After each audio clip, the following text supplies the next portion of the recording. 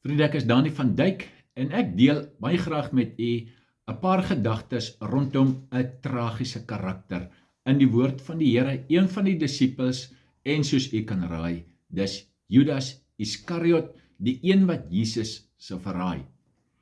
Nou Judas Iskariot, wanneer die lysste van disippels genoem word Judas Iskariot altyd heel laaste genoem.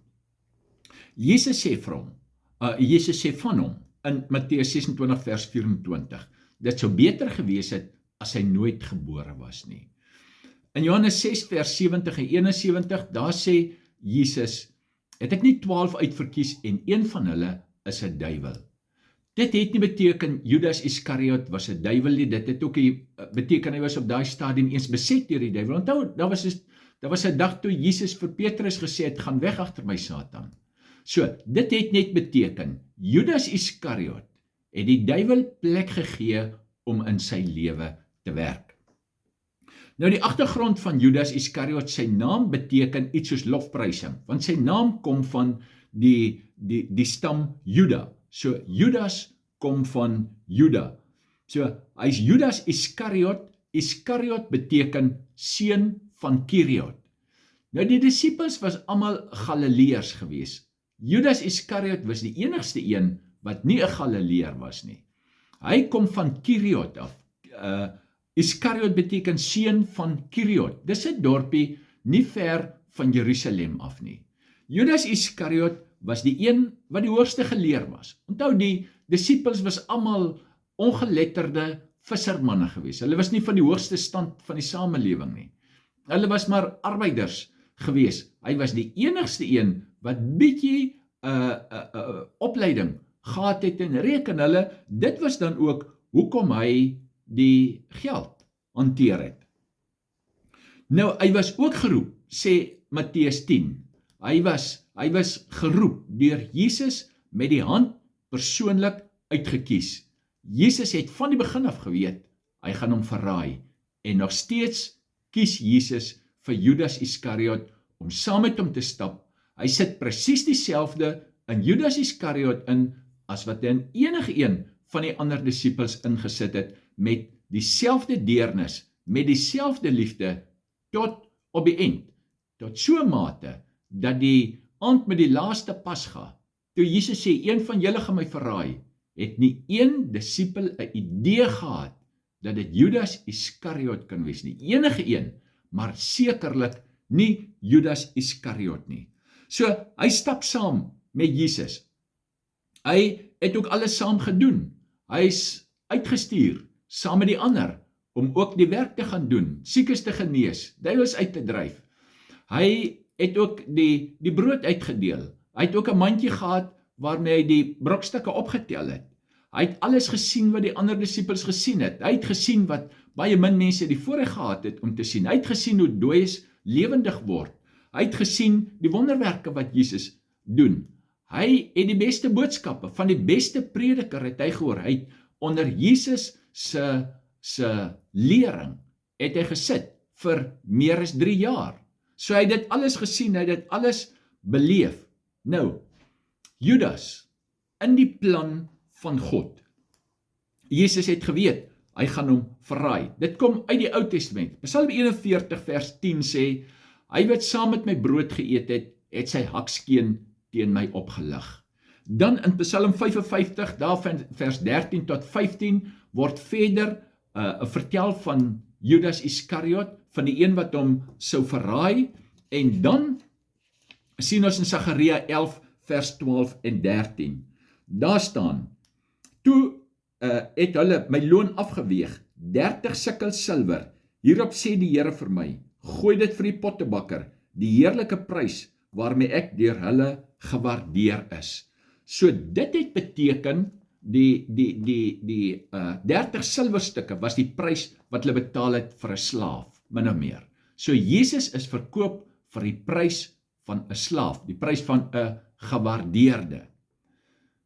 Nou die feit dat dit opgeteken is in die Ou Testament en dat dit so gebeur het, dis die voorkennis van God. Die voorkennis van God het niks te doen daarmee dat God hom dit forceer het om te doen nie. Daar bestaan glad nie so iets nie, maar die skrif is vervul. In Johannes 17, daar is Judas onder hulle, vir wie Jesus gebid het.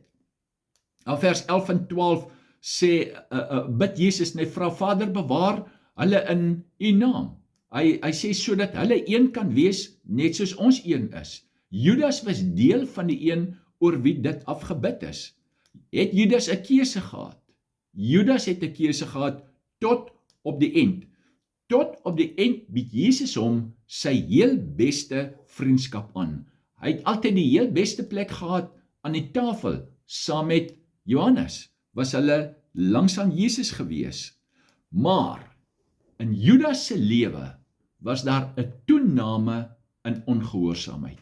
Dit het begin, waarskynlik eers baie klein en toegeneem en groter geword. Nou, die karakter van Judas Iskariot, ek persoonlik self, dis my persoonlike opinie, dink, hy was sekerlik 'n psigopaat gewees.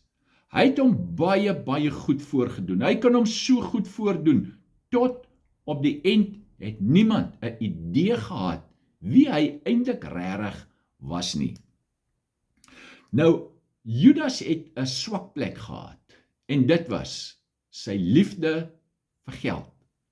Nou, ons lees net 2 plekke in die Bybel waar hy iets sê, en een van die 2 plekke is Johannes 12, dis daar waar Maria die voete van Jesus gesalf het met die salfolie, en Judas onmiddellik gesê het, maar hoekom die vermorsting? Want kon hierdie olie nie verkoop gewees het vir 300 pennings, en ons kon die geld vir die armes gegee het nie. En Jesus sê, hy het dit gesê, want hy het die geld gevat. Hy het die beursie gedra, so hy het die geld gevat. Weereens, dalk in die begin bietjie, dalk klein, maar hier sien hy die geleentheid. Hy maak onmiddellik die som en hy weet wat dit werd is. En vir Maria was dit die beste belegging wat sy ooit in haar lewe gedoen het. Vir Judas Iskariot was dit verkwisting, want hy het die geld lief gehad wat dit gekos het.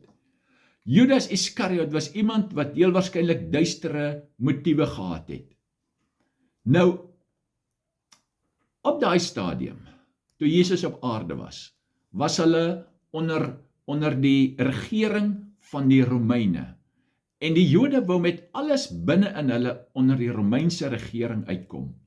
En hulle het gedink as die Messias kom, gaan hy hulle van die Romeinse regering verlos. En dalk het Judas gedink, toe Jesus kom en hy doen die wonderwerke en het Judas Iskariot waarskynlik gedink, maar hier is vir hom 'n geleentheid, dat as Jesus sou koning word, om die Jode verlos van die Romeine, dan gaan hy 'n baie groot posisie hê. En heel waarskynlik was dit wat in die hart van Judas Iskariot was. En ons lees dan in Johannes 12, dat Jesus met die intog in Jerusalem, vir 'n oomblik, vir daai oomblik was hy die koning op aarde gemaak, en hulle sing, en hulle sê, Hosanna, vir die seun van Dawid, en Judas Iskariot dink, hier is dit nou. En die volgende oomblik, toe vertel Jesus van sy dood, van sy kruisdood, en heel waarskynlik was dit vir Judas Iskariot net te veel, en daar kom 'n draai, en Judas besluit, ek vat wat ek gaan kry, en ek maak klaar met dit.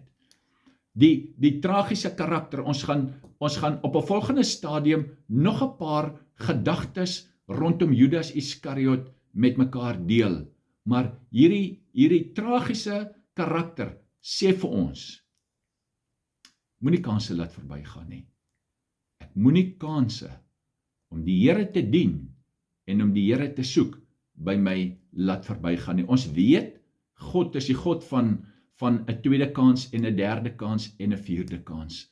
Maar aan die ander kant, as dit vandag my kans is, dan is dit vandag my kans, en ek moet alles sit, en ek moet die klein jakkalsies wat die wingerd verniel, moet ek in my lewe mee klaarmaak, en ek moet wegdoen daarmee, want dit kan fataal wees.